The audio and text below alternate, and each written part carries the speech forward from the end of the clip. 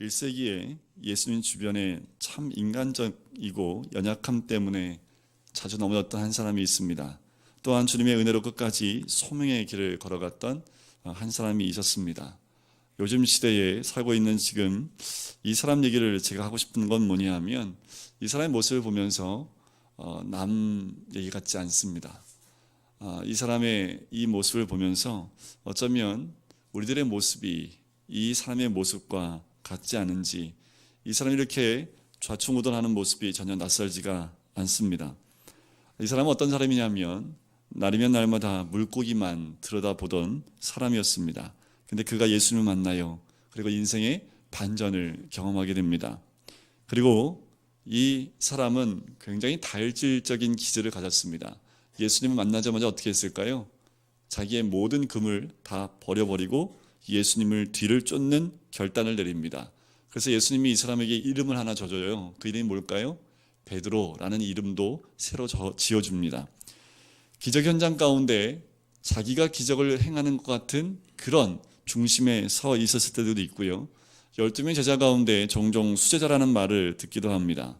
무엇보다 예수님 때문에 영생의 소망을 얻고 보니까 참다운 인생의 행복을 가졌던 사람이 이 베드로라는 사람입니다.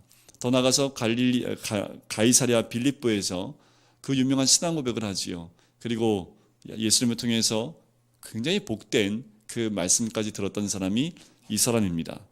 그런데 겟세마네 동산에 올라갔을 때 이 사람의 모습은 어땠습니까? 깨어있지 못했습니다. 예수님을 쓸쓸하게 해드렸을 때도 있었고요.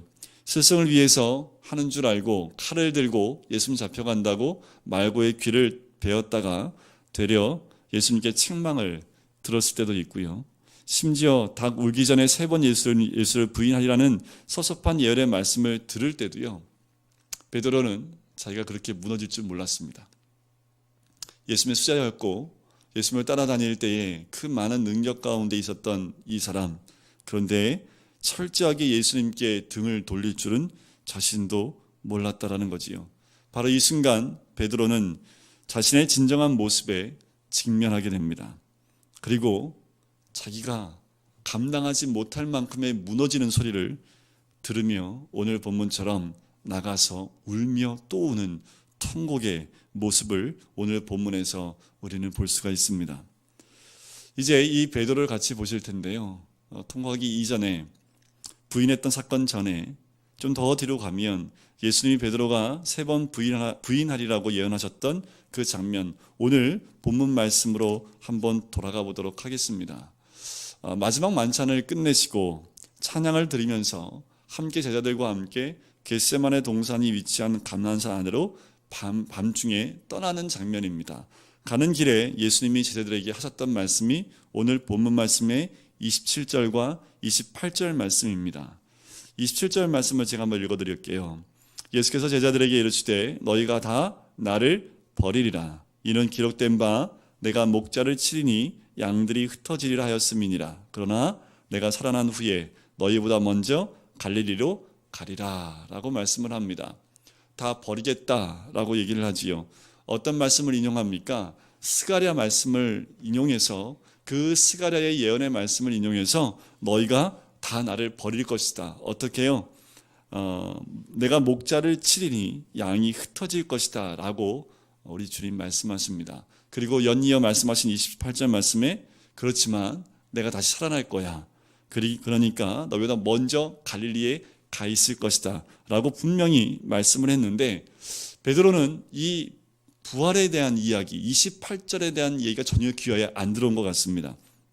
아마 어떤 내용이 가장 크게 들렸을까요? 너희가 다 나를 버리리라. 너희가 넘어질 것이다 라는 이 말씀이 더 크게 들렸던 것 같아요. 다른 말로 말하면 예수님이 이와 같이 말씀하신 것 같습니다. 너희들 모두가 다 나를 대적하고 내게서 멀어지고 나를 떠날 것이다. 너희 모두가 다 그렇게 할 것이다. 이 말씀은 곧 제자들의 현 주소입니다. 그리고 베드로의 현재의 모습이죠. 이들은 하나님 일을 생각하는 것보다 사람의 일을 더 생각했기 때문에 그렇습니다. 제가 이게 그냥 할 말이 아니라 성경에 근거가 있어요. 뭐냐면 누가복음 22장에 보면 마지막 만찬이 끝난과 동시에 이 제자들이 뭐 갖고 싸우냐면요, 이런 거 가지고 싸워요. 네가 크냐 내가 크냐 서열을 정합니다. 12명이 줄을 세우는 거죠. 자, 첫 번째는 나야, 두 번째는 너지, 세 번째는 너지, 넌 12번째 하면서 누가 크냐 갖고 논쟁을 벌였던 사건이 누가복음 22장에 나옵니다. 다시 말씀을 드리면 이들은 어떤 생각을 가진 거예요? 예수님 나라가 임하면 자기들은 예수님 주위에 한 자리를 차지할 것이다 라고 생각을 한 거지요. 다시 말씀을 드리면 예수님 때문에 자기의 모든 것 다 포기했기 때문에 그에 대한 대가로 하나님이 무엇인가 줄 것이다 라는 기대감에 내가 첫째야, 내가 좌의정이야, 내가 영의정이야, 뭐 우의정이야 하면서 막 서로 간에 투쟁하고 논쟁하는 그 모습이 나온 거지요. 12명 제자가 어떤 신앙을 가졌습니까? 기복적인 신앙을 가졌다라는 거지요. 내가 주님께 이럴 걸 드렸으니 기브 앤 테이크라는 거예요. 주님께 드렸으니 주님이 나한테 이럴 정도는 줘야 되는 거 아니야 하는 그런 기복적인 신앙을 가지고 있는 것이 이 12명의 제자였습니다. 어쩌면 우리도 예수님처럼 하나님 뜻에 순종하지 않고 집중하지 않으면 어쩌면 우리도 이 제자들처럼 고난 가운데 우리도 등을 돌릴 수 있는 사람들이 우리일 수 있다라는 거지요. 하지만 베드로는 그 예언에 이렇게 대꾸를 합니다. 29절을 보실까요? 어떻게 대꾸합니까? 하여튼 이 다혈질은 어떻게 못해요. 이 말로 가만히 있으면 아무 소리 안 들었을 텐데 베드로가 툭 나와서 뭐라고 해요? 다 버리지. 이게 다도요 어떻게 하면 얘들 다 주님 버린다 할지라도 어떻게 해요? 나는 그렇지 않겠습니다 라고 얘기를 하는 거지요. 베드로가 다른 동료들은 다 그렇게 한다 할지라도 자기는 그렇지 않겠다고. 또 31절에도 보십시오. 주와 함께 죽을지언정 저는 주님을 모른다고 부인하지 않겠습니다 까지 아주 당당하게 얘기를 합니다. 이 31절의 이 말씀은요, 예수님이 뭐라고 말씀했기 때문에 나오는 말씀입니까? 30절에 보니까 너 나 부인할 거야, 베드로 너 나를 부인할 거야 라는 말에 이게 더 속에서요 아니에요 하면서 뭐예요? 난 죽을 겁니다. 주와 함께 죽을 거예요. 다 도망가도 나는 주와 함께 죽은 데까지 갈 겁니다 라고 거꾸로 얘기를 하는 거지요. 우리가 이 말씀 앞에서 이런 거지요. 우리의 내면을 들키고 나면 어떤 거하고 똑같아요. 베드로처럼 화들짝 놀라면서 아니요 저는 안 그런데요 그런 거지요. 저는 그렇지 않습니다. 절대로 전 그런 사람 아니거든요. 예수님 저를 좀 몰라보시네요. 저는 그런 사람 아니에요 하고 손사래를 막 치면서 그렇지 않다라고 거부를 하는 거지요. 그런데 모든 인간은 자기의 내면을 들키면 다 이렇게 등장을 합니다. 이런 모습이 드러나는 거지요. 하나님 저를 모르시나 본데요 저는 그럴 사람 아니에요 하는 게 우리들의 모습이라는 거지요. 죄를 들켰을 때 숨고 도망가고 회피하라는 성향을 갖고 있는 것이 모든 죄인들의 똑같은 모습입니다. 만약에 이 30절 말씀에 베드로가 이렇게 반응했으면 어땠을까요? 저의 믿음 없음을 도와주시옵소서. 저는 주님을 부인할 수 있는 죄인입니다 라고 만약에 고백을 했다면 베드로의 이 다음의 모습은 좀 달라지지 않았을까 하는 생각이 들어요. 예수님이 30절 말씀에 이미 27절 말씀에 구약에 있는 말씀의 예언을 가지고 12명 제자에게 모두 다 얘기를 한 겁니다. 그런데 29절에 베드로가 툭 나오는 바람에 그 말씀을 누구한테 적용을 시키고 있는 거예요? 베드로한테 확 적용을 시킵니다. 뭐라고 적용을 시킵니까? 30절 말씀을 같이 한번 읽어볼까요? 시작. 예수께서 이르시되 내가 진실로 내게 이르노니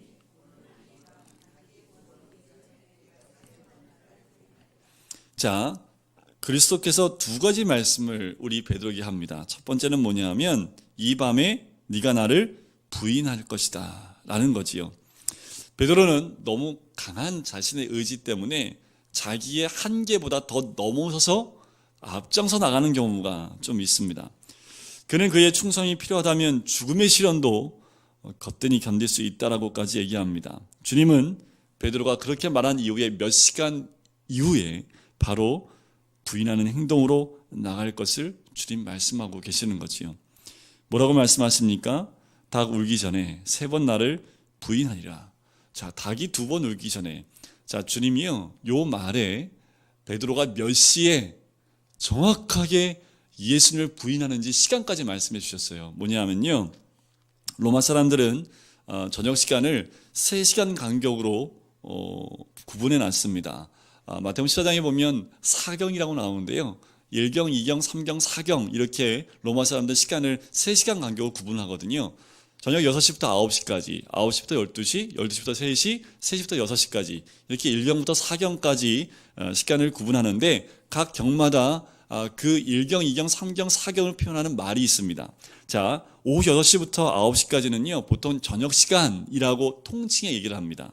그리고 오후 9시부터 자정까지는 한밤중 시간이라고 보통 얘기를 합니다. 여기까지는 뭐 우리도 다 이해 가잖아요. 그런데 자정부터 새벽 3시까지를 뭐라고 표현하냐면은 다구는 시간이라고 얘기를 했대요. 그리고 새벽 3시부터 새벽 6시까지는요, 아침 시간이라고 구분을 했답니다. 특이하게 닭 우는 시간, 그 시간이 자정부터 새벽 3시까지인데요. 왜 이렇게 얘기하냐면 새벽 3시쯤에 닭이 울기 때문에 그렇습니다. 자, 그렇다면 닭이 2번 운다는 얘기는 정확하게 대충 짐작컨대 몇 시쯤이라는 거예요? 새벽 3시쯤이면 너 나를 3번 부인할 거야. 정확하게 예수님이 시간까지 정해서 말씀하신 거지요. 저는 주님 죽는 데까지 따라갈 거예요. 아니, 너 정확히 새벽 3시에 나 3번 부인할 거야 라고 정확하게 말씀을 하는 거지요. 베드로와 그 동료들은요, 그 밤이 지나기 전에 그가 주를 부인하고 그 말들을 삼키게 될 것을, 그 사실을 거의 깨닫지 못하게 됩니다. 그 후에 베드로의 행동을 계속 지켜보면 조금씩 무너져가는 이 베드로의 모습을 우리가 볼 수 있습니다. 우리 성경에 우리 읽지 않은 부분인데 53절 이하의 모습을 보면 이 베드로의 모습이 보입니다. 자, 예수님이 겟세마네 기도를 다 하시고 난 다음에 그리고 붙잡혀 가시지요. 그리고 53절에 보면 이렇게 나옵니다. 예수님이 대제사장의 그 관원 앞으로 끌려가는 모습이 나와요. 그때 54절에 보면 베드로의 모습이 등장을 합니다. 베드로가 어떻게 합니까? 베드로가 예수를 멀찍이 따라 대제사장의 집들 안까지 들어가서 아랫사람들과 함께 앉아 불을 쬐더라라는 거지요. 지금 베드로가 예수님 어떻게 따라가고 있어요? 그렇죠, 멀찍이 따라가고 있다라는 거지요. 어떻게 따라가야 됩니까? 바로 뒤에 있든지 옆에 있든지 예수님이 순환당하시는 그 자리에 함께 가야 될 제자인데 멀찍이 떨어져 있다라는 거지요. 되게 베드로가 좀 비겁해 보이십니까? 그런데 이 모습 가운데 우리는 혹시 오늘 주님과 좀 멀찍이 떨어져서 신앙생활을 하지는 않으셨습니까? 무슨 일을 할 때 좀 주님하고 좀 이렇게 떨어져 있는 상태에서 우리가 신앙생활은 하지 않으십니까? 베드로를 너무 나무랄 필요는 없는 것 같아요. 목사님 저도 때로는 가끔은 그런 생각을 하지 않았을까, 제 자신도 돌아보게 됩니다. 이 시점에서 다른 제자들이 어디 있는지 기록은 안 돼 있어요. 그런데 예수께로부터 떨어져서 걷던 베드로는 나중에 어떻게 됩니까? 관정의 뜰 안까지 들어가요. 들어가서 누구와 함께 있습니까? 아랫사람들. 자, 54절에 보니까 아랫사람들과 함께 앉아 불을 쬐는 모습을 보지요. 이 베드로가 누구하고 함께 있어야 될 사람입니까? 예수님과 함께 있어야 되지요. 또 누구하고 함께 있어야 돼요? 지금 제자리에 나와 있지 않지만 제자들과 함께 있어야 될 사람인데 지금 누구와 함께 앉아 있어요? 그냥 뜰 안에 아랫사람들, 그 사람들과 함께 앉아 있는 그 모습을 보게 되는 거지요. 다른 사람들과 앉아 있습니다. 다른 사람들과 함께 앉기 시작할 때부터 주님을 부인하고 저주하는 그 싹이 트기 시작하기 때문입니다.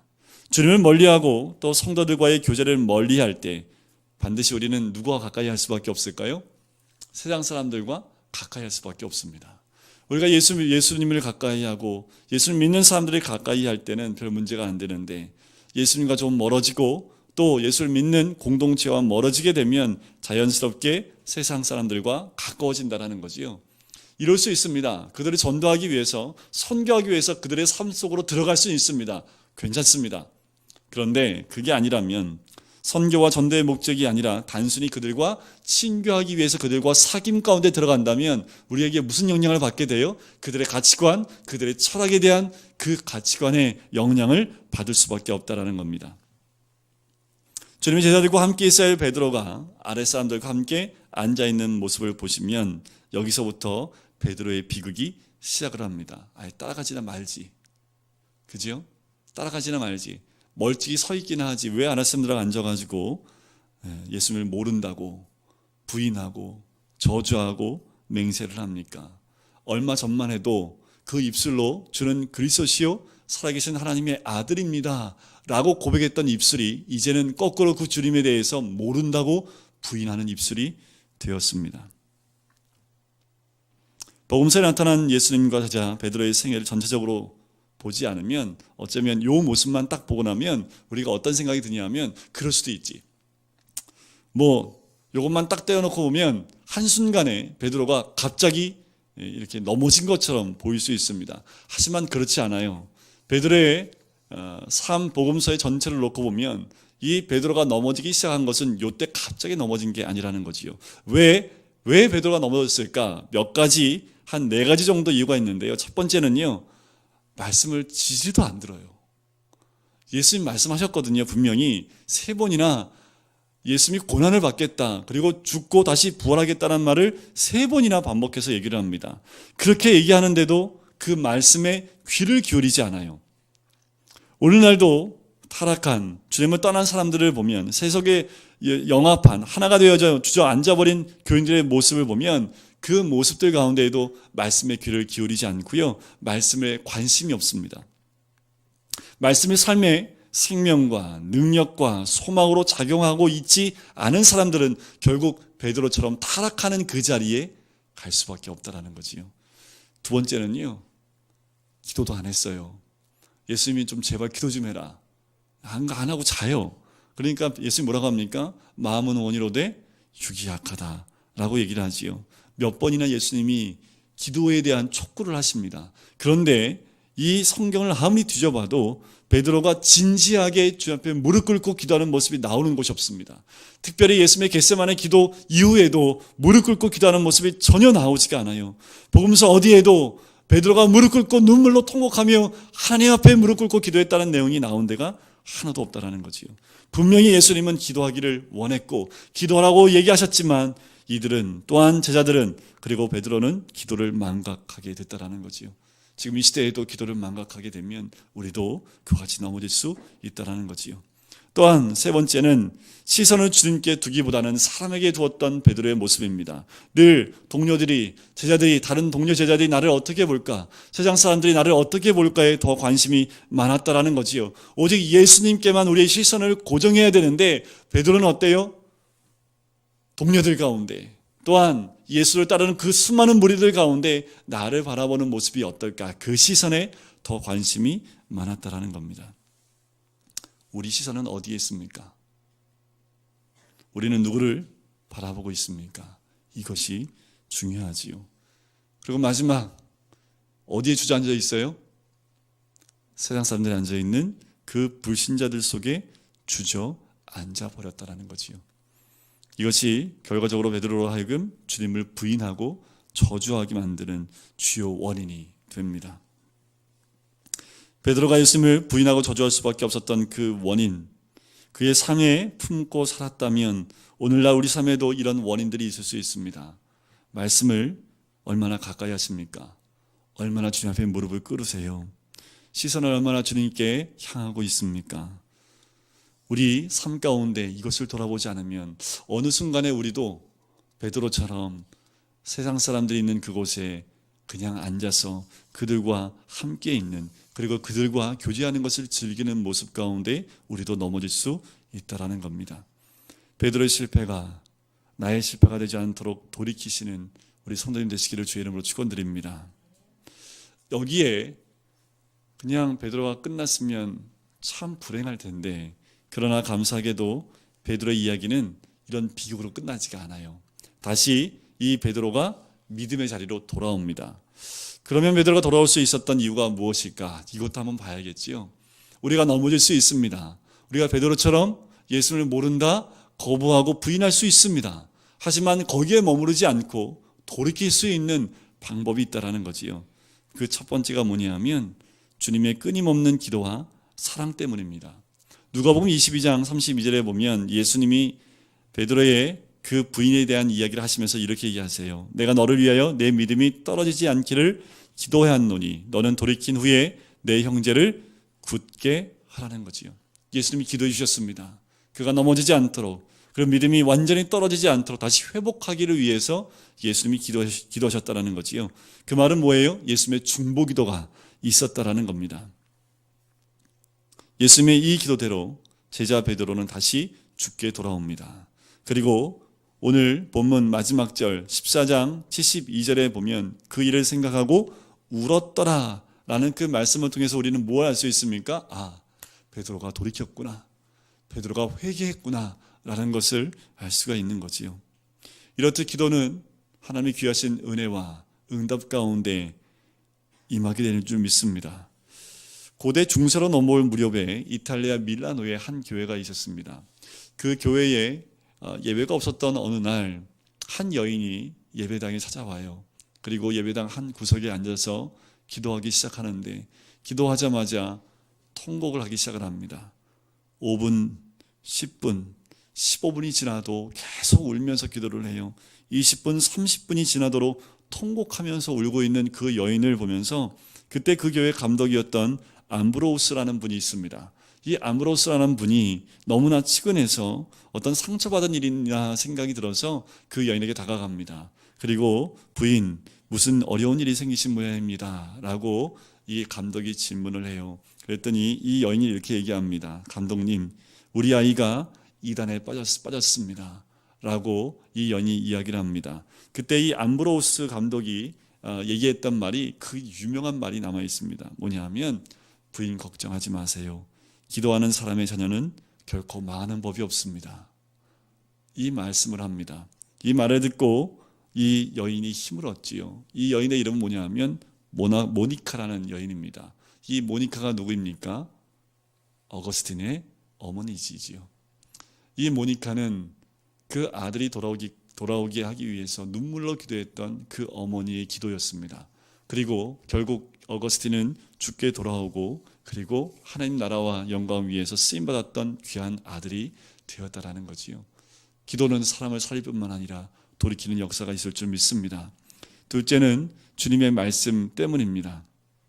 마지막 9절에 보면 베드로가 무엇을 떠올렸다고 되어 있습니까? 72절에 보니까 거기 보면 붉은색 글씨가 있죠. 닭이 2번 울기 전에 네가 3번 나를 부인하리라 하심이 기억됐다라는 거지요.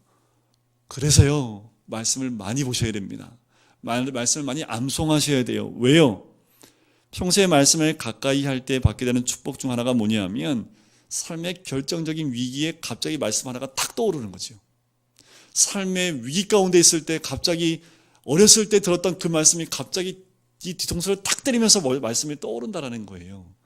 말씀의 능력이 있습니다.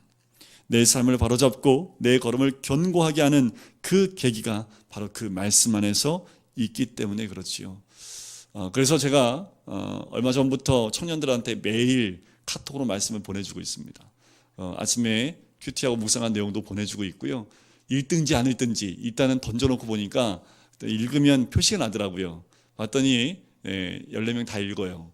그래서 제가 이걸 올리는 이유가 있습니다. 뭐냐 하면 이들이 그냥 스쳐서 읽는다 할지라도 하나님 그 가운데 한 말씀이라도 가슴에 새겨진다면 이들이 삶의 고난 가운데 그 말씀을 붙들 수 있지 않겠습니까 하는 마음으로 제가 매일 말씀을 보내요. 읽든지 안 읽든지 그냥 클릭만 하고 보든지 안 보든지 제가 말씀을 계속 보내요. 왜냐하면 청년 때에 말씀이 그렇게 중요한지 잘 몰라요. 청년 때는 정말 잘 몰라요. 그런데 점점 나이가 들며 삶의 위기가 다가올 때 그때 그 말씀의 힘이 무엇인지 깨닫게 되는 거지요. 세 번째는 성령의 역사입니다. 하나님께서 베드로를 회개케 하는데 뭘 사용하는지 아십니까? 뭘 사용했냐면 닭의 울음소리입니다. 베드로가 닭 울음소리를 2번 들어요. 그리고 그 울음소리 듣고 난 다음에 72절에 보세요. 닭이 곧 2번째 울더라. 이 울음소리와 함께 뭐가 깨어난 거예요? 베드로의 양심이 깨어났습니다. 닭 울음소리와 함께 양심의 찔림의 역사가 성령의 역사로 찾아왔다라는 거지요. 하나님이 베드로를 각성시키는데 뭘 사용한 거예요? 닭의 울음소리를 사용했다라는 거지요. 베드로를 다시 깨우는 데는 닭의 울음소리가 필요했습니다. 그런데 어떤 사람은 노을을 보면서 그 영혼이 깨어난 사람도 있고요.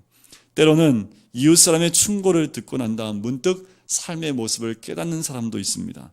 그래서 최근에 저는 한 목회자를 또 만나고 있어요. 목회자가 조금 넘어져 있는 상태이기 때문에 이 목회자를 좀 세워야겠다 생각을 해서 그 목회자에게 딸려있는 수많은 영혼들이 있기 때문에 그 목회자를 세워야겠다는 생각이 들어서 제가 자주 만나고 있습니다. 어쩌면 제 목소리가 꽃기호하는 닭의 울음소리처럼 그에게 들릴 수만 있다면, 그 영혼이 깨어날 수만 있다면 제가 자주 만나야겠다라는 그 마음을 하나님이 주셔서 저도 그 목회자를 만나고 있는데, 저 또한 저를 깨우시는 목사님이 계셔요. 전에도 한번 말씀드렸지만 제가 사회생활을 할 때 주의 길로 가야 되는 그 상황 가운데 제가 존경하는 그 목사님이 아침에 갑자기 전화를 하셔서 어제 꿈에 네가 주의 길 안 간다고 하던데 그게 사실이냐, 그 말 듣고 제가 바로 사표를 썼습니다. 그날 제가 아직도 기억해요. 아침 9시 반에 전화가 왔거든요. 그래서 회사에 10시 반에 들어가서요 바로 사표 딱 써가지고 바로 사표를 냈고요. 그런데 보통 사표를 쓰면 한 달 정도 걸리거든요. 왜냐하면 후임이 들어와야 되는데 하나님 때 사표를 쓰니까 일주일 만에 끝나더라고요. 그래서 나오면서 참 마음이 섭섭하더라고요. 일주일 만에 끝나니까. 저를 깨우는 것도, 저도 제가 존경하는 목사님의, 그냥 그 목사님이 지금 한번 제가 여쭤봤어요. 그때 그거 기억하십니까? 했더니 내가 너한테 언제 전화했냐? 이러시더라고요. 전혀 기억을 못하세요. 근데 전 지금도 그 목소리가 생생하거든요. 사람의 소리를 통해서 하나님이 깨우실 때가 더 많으신 것 같아요. 어쩌면 지금도 수많은 소리로, 또한 수많은 환경과 사건으로 우리를 깨우시고 계실 수도 있습니다. 또 마지막 네 번째는 누가복음 22장이 나오는데요. 거기에 이렇게 나옵니다. 주께서 돌이켜 베드로를 보시니 베드로가 주의 말씀 곧 오늘 닭 울기 전에 내가 3번 나를 부인하리라 하심이 생각나서 밖에 나가서 심히 통곡하니라. 주께서 돌이켜 베드로를 보시니라는 기사가 누가복음에만 적혀 있습니다. 누가는 특별히 많은 증인들의 소리를 듣고 그것을 적었기 때문에 이 베드로와 예수님이 시선이 마주친 그것을 아마도 베드로의 입술을 통해서 증언을 들었던 것 같아요. 그래서 누가복음에만 유일하게 주께서 돌이켜 베드로를 보신다라는 그 말이 적혀져 있습니다. 지금 베드로가 몰라, 나 저분 몰라, 저 사람 몰라, 내가 저 사람 알고 있으면 내 손에 장을 지지지 라는 말까지 다 끝나고 났는데 돌이켜서 딱 보니까 예수님이 베드로를 정확하게 보고 계신 거예요. 그때 예수님의 눈동자가 어땠을까요? 분노로 이글거리는 눈이었을까요? 저 죽일 놈, 내가 미리 이렇게까지 얘기를 했는데 날 부인해 하면서 그런 눈이었을까요? 아니면 자기의 수제자가 넘어져서 지금 자기를 모른다고 부인하는 그 모습 가운데서 치근하게 바라보는 눈길이었을까요? 제가 이 말씀을 보면서 제가 그림을 그릴 수만 있다면, 예수님의 눈동자와 베드로의 눈동자를 그릴 수만 있다면 이거 명화가 되지 않을까라는 생각을 해봐요. 예수님의 눈동자가 어땠을까요? 아마도 삶에 넘어져 있는 우리 자녀들을 바라보는 우리 아버지와 어머니의 눈길 아니겠습니까? 이렇잖아요. 우리 아이들 잘못하면 맴매하잖아요. 맴매. 그죠? 맴매하고 난 다음에 막 울면 울다 지쳐서 잠자고 있는 그 아이를 부모가 내 그럴 줄 알았어 하면서 쳐다보는 부모가 한 명도 없지요. 가서 새근새근 자고 있는 그 자녀들의 얼굴을 보면서 안쓰러운 눈으로 쳐다보듯이 아마도 우리 예수님은 실수에 넘어져 있는 베드로를 보면서 어떤 눈길이었을까요? 너무나 측은한 거죠. 넘어질 것을 미리 말씀해 줬지만 그 넘어져서 아파할 수밖에 없는 베드로의 그 모습, 그것까지 다 알았기에 예수님의 그 눈길은 베드로를 바라볼 때 너무나 안쓰러운 눈빛으로 바라보게 된 거지요. 베드로가 그 눈을 보았습니다. 그 눈을 보고 견딜 수가 없는 거지요. 그 눈을 보고 더 이상 참을 수가 없는 겁니다. 그래서 어떻게 해요? 밖으로 뛰어나갑니다. 그리고 통곡하기 시작을 합니다. 바로 이것이 베드로의 회개의 시작입니다. 회복은 안 됐지만 회개는 이미 시작되었습니다. 베드로가 통곡하고 울기 시작했습니다. 전해 오는 얘기에 의하면 이날 통곡하러 밖에 나가서 온종일 울며 주님을 쫓아다녔다고 합니다. 너무나 죄송하고 용기가 없어서 가까이 가진 못하고 십자가에 못 박히신 예수님을 멀리서 보면서 눈물을 하염없이 흘렸다라는 그런 이야기가 지금도 전해져 내려옵니다. 새벽에 터진 그 눈물, 십자가에 못 박아 죽기까지 멈추지 않고 흘렀던 그 눈물이었다고 합니다. 그는 회개를 통해서 이미 회복의 길로 들어섰습니다. 눈물로 주님 앞에 돌아오기 시작을 한 거지요. 눈물은 그 마음의 상처와 죄의식과 절망과 저주를 씻는 눈물이었습니다. 그 눈물은 그로 하여금 주께 돌아오게 하는 거룩한 눈물이 되었습니다. 아름다운 눈물이 되었지요. 아마도 이 베드로의 눈물만큼 아름다운 눈물이 있었을까요? 아마도 베드로는 통곡을 할 때 소리를 내서 엉엉 울었을 겁니다. 자기의 못난 모습, 예수님을 모른다고 부인하고 맹세하고 저주했던 자신을 돌이켜보며 하염없이 자신의 그 연약한 모습에 가슴을 치며 통곡하고 엉엉 울었을 겁니다. 그 울음이 마르지 않고 예수의 십자가를 바라보면서 하염없이 흐르는 그 눈물 가운데 이제 예수님을 바라보는 눈으로, 그리고 회복된 눈으로 바뀌어지기 시작하는 거지요. 금요일 새벽 베드로의 눈에 뿌려진 그 눈물, 어쩌면 그 눈물이 우리 눈물이 되기를 간절히 소원합니다. 예수 그리스도가 지신 십자가, 그 십자가는 누구를 위한 십자가입니까? 바로 나를 위한 십자가입니다. 십자가에서의 수치, 그 수치는 누구를 위한 수치입니까? 바로 나를 위한 수치이지요.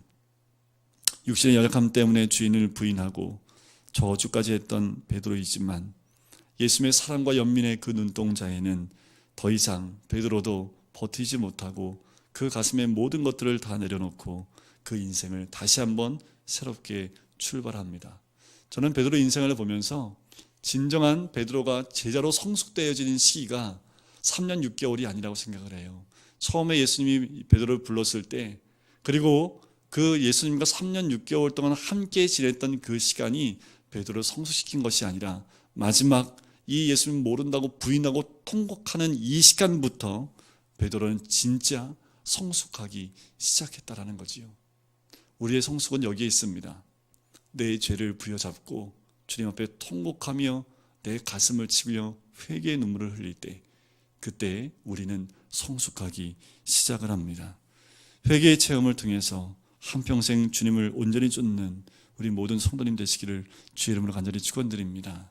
이 눈물이 우리가 주님을 부인하고 모르고 맹세하고 저주했다라고 하는 그 눈물이 아니더라도 우리의 죄를 주님 앞에 고백하심을 통해서 오늘도 변함없이 우리를 위하여 십자가를 지신 주님, 우리를 위하여 모든 수치를 감당하신 주님, 그 주님을 바라보며 내 죄를 주님 앞에 다 내어놓을 때 내 눈에 흐르는 그 눈물이 나로 하여금 또한 주님 앞에서 성장하게 하고 성숙하게 하는 출발점이 될 줄 믿습니다. 이제 우리도 베드로처럼 부인하지 마시고요, 베드로가 회복했듯이 주님 앞에 기도로 나아가고 말씀으로 나아가고 성령의 음성에 귀를 기울이시는 우리 모든 성도님 되시기를 주의 이름으로 간절히 축원드립니다.